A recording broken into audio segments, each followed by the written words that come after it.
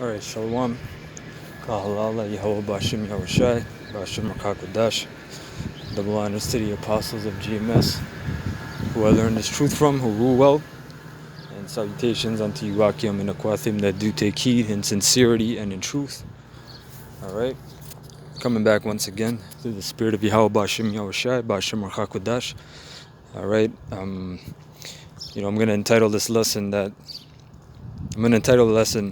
It's on the Lord's time, not your time. Because as you see before me, I have this article, right, from worldchronicle24.com, and it is dated May 16th, which I believe was yesterday, 2019, right?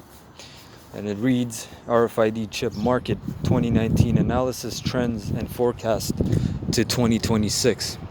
So as you see, right, what they have is a whole industry for this chip, for the marketplace as they or the market as they deemed it, right? Which shows you that it's not a conspiracy anymore. You had men in through the apostles and through Edomites telling on each other. One Edomite wrote a book called "Behold a Pale Horse," which the apostles back in the day they brought out a lot. But since the 80s, man, 70s, 80s, 90s, people were talking about it. I remember when Alex Jones had his videos in the early mid 2000s, in like 06, 07, 08. People were watching him, but they were really bugged out. They were really saying, no, nobody's gonna take this chip. This thing's not even gonna come to popular acceptance. And behold, man, you're seeing that exact thing that the apostles of the Spirit of the Lord been saying for decades, man. And you got clowns that were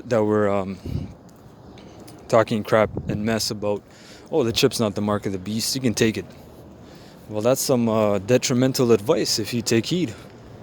And I truly mean detrimental, It says here, a recent market study on the RFID chip market applies, right? Because what the thing that they had,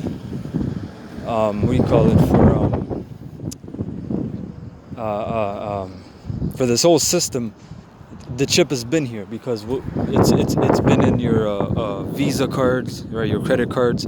It's in the phone, it's in all the new, the gadgets and the electronics and all that shit.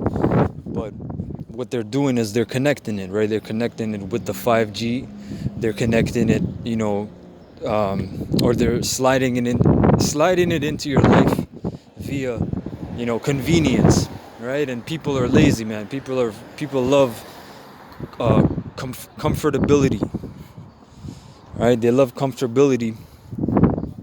So, if they can open the door without putting the key in there by just swiping their hand or turning on your car, the same way they'll do it, man. And they don't see any detriment to it, right? It says applies both primary and secondary research techniques to identify new opportunities for development for the RFID chip market for the forecast period 2019-2026. So that shows you, man, this year 2019 is a big year, man. As the apostle coined it, it's a year of charagma.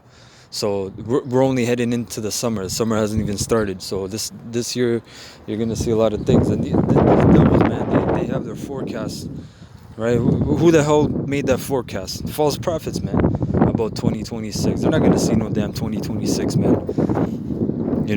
These devils, man, they have their plans, man. They got their table laid out, as a snare for all these people, right? It says the research further screens and analyzes data on the market share, growth rate, and size to enable stakeholders, product owners, and field marketing executives identify the low-hanging fruits and reap a significant return on their investment. It says, importantly, the data on the current business environment of the RFID chip market proves a boon for companies trying to identify next leg for growth. See, so again, I'm just reading this to show you this is all official, man. This isn't even back in the day. Oh, the chip. You know, you might have a dog chip, you know, for you know, not to lose it, and you know, people might have kind of looked at you sideways or weird, or you know, they might not say anything. But now, bro, there's a market for the RFID chip. That means this thing is global. This thing is worldwide. This thing is on the stock market, right? So we're not playing any more games. This is the real deal. This is the chip, man. This is the mark of the beast, all right? I'm gonna see down here. Scope.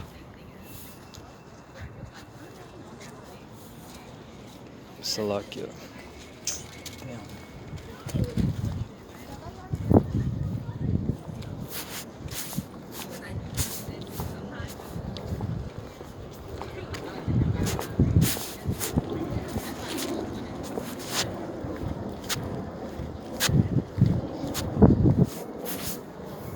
Yeah, I'm not gonna read anymore.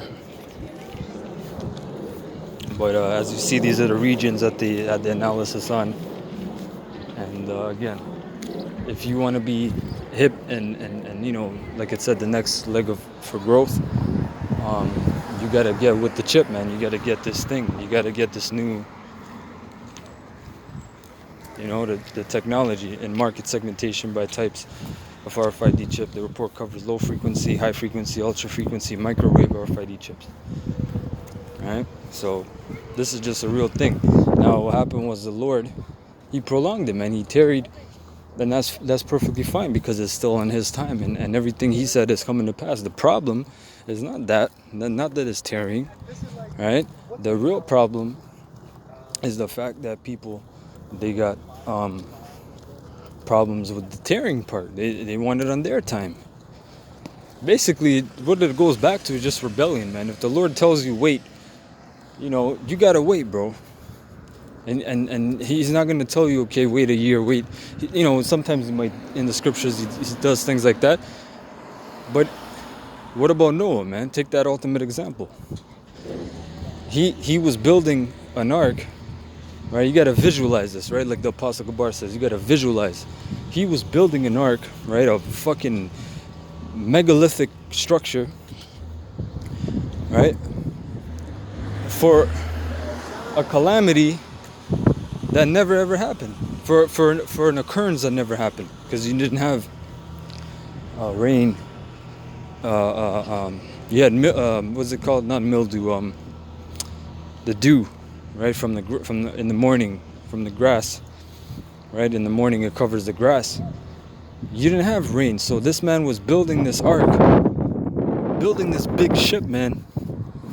And at the same time, people living their best lives and clowning him and mocking him and talking all kinds of mess, which plays a big toll in your body year after year. Because remember, it was, I believe, 102. I know it's over 100 years he was building that ark, man. Which is very crazy, man, to think about it. So in today's time, you guys, when we were saying this through the apostles in 07, when it got on YouTube and the chip was kind of in mainstream media from here, you know, here and there. Oh, the microchip here, and you know, again, they were priming you people. They were just putting a coat of primer on you. Because in 10 years you'll be ready to take it. And you know, 10 years later, you know, you guys can't wait, man. But again, man, the lesson is, this is on the Lord's time, not your time. Let's get this. Let's go to Habakkuk 2:1. I will stand upon my watch. And yes, the men of GMS have stood upon their watch. They've been going on the highways and byways being a gazing stock, right? A gazing stock, a spectacle to the world. They've been putting their videos on the internet in Europe, gaining fruit through the Spirit of the Lord. They've been putting out videos and goddamn documentaries, man. Some brothers make series, man, pushing hard. And you're thinking, are these guys getting paid for this? Is this our job? Yes, it is our job, and we are getting paid. But we're not getting paid by your carnal means, man, by your carnal understanding of payment. We're being enriched through the Spirit, man. Right? So we are upon our watch. It says, and set me upon the tower, because in the ancient world you had, what was the watchtower for? To watch for the enemy. right? And you would call out, blow the horn. We're blowing the horn, man. The calamity is coming. We got to gather the elect. We got to gather the Lord's men. The harvest is upon us, man. It says the labors are few, but the harvest plenty. Right? It says, and will watch to see what he will say unto me, and what I shall answer when I am reproved. And the Lord Yahweh answered me and said, write the vision and make it plain upon tables, that he may run that readeth it. Right? And it is made plain. In the ancient world, you had the tables, you had different stelas and different, things you would engrave, the scriptures on, or the inscriptions. Yeah, you might have papyruses and different papers, scrolls.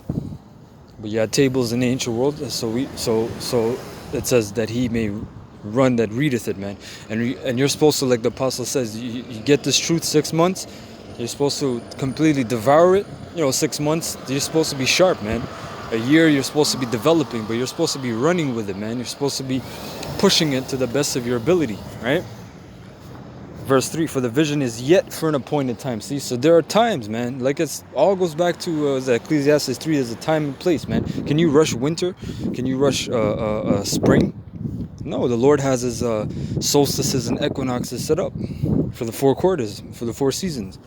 So you can't rush those things, all right?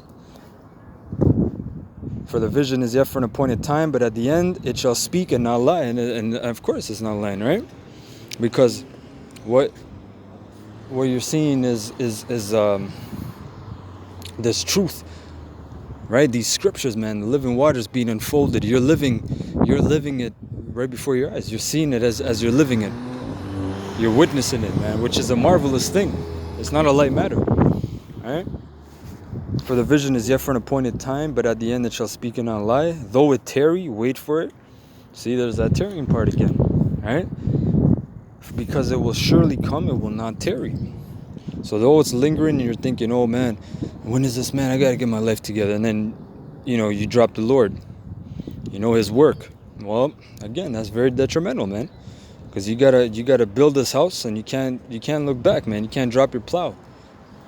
All right? Pursuant to Luke 9 and 62. All right? It will not tarry. See? So that's the point. And then I'm going to get this. This is 2nd Ezra's. It's like a 2nd Ezra 16 and 13. Right? It says,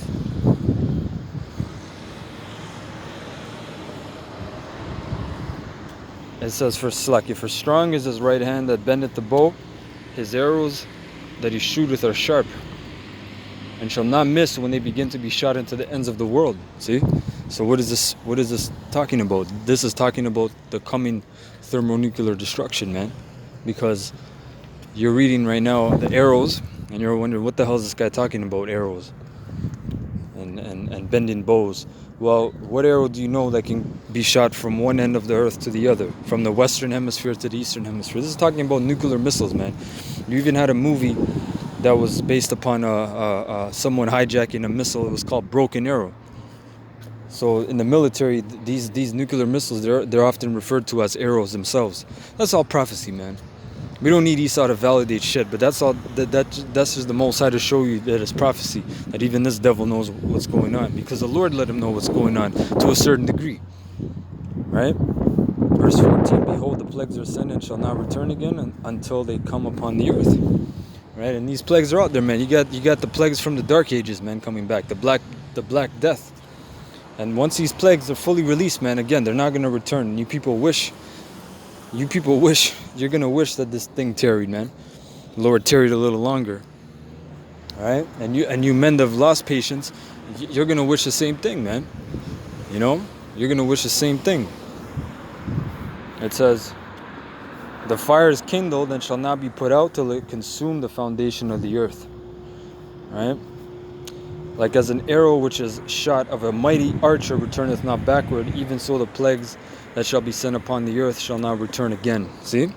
So again, man, you guys talking all that mess, it's here, man. It's here. We're living it, and you're going to see more and more prophecies unveiled before your eyes.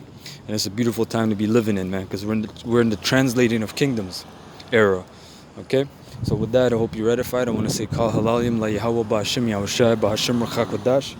Double honors unto the apostles of Great Millstone, whom I learned this truth from, and salutations unto you Akim and Aquathim that do take heed in sincerity and truth. Until next time, Lord's will, I say Shalom.